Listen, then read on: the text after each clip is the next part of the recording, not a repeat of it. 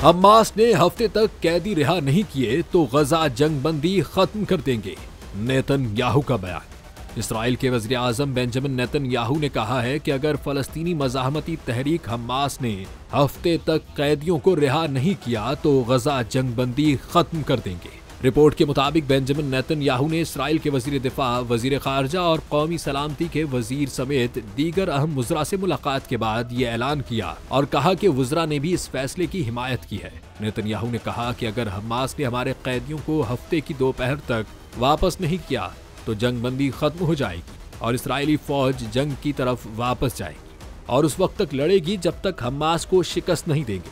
Report के मुताबिक Netanyahu ने अपने बयान में ये वाज़ेह नहीं किया कि वो हमास की कैद में मौजूद तमाम कैदियों की बात कर रहे हैं या फिर मुआहदे के तहत रिहा होने वाले 3 कैदियों के हवाले से मुतालबा कर रहे हैं।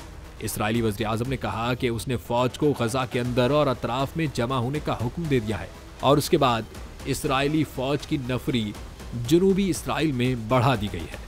उधर इसराइल के करीबी इत्तेहादी अमरीका के सदर डोनाल्ड ट्रंप ने कहा है कि हमास हफ्ते तक कैदियों को रिहा करे। कबल अज़ीं हमास ने कहा था कि जब तक इसराइल जंगबंदी मुआहदे पर मुकम्मल अमल दरामद नहीं करेगा उस वक्त तक कैदी रिहा नहीं किए जाएंगे।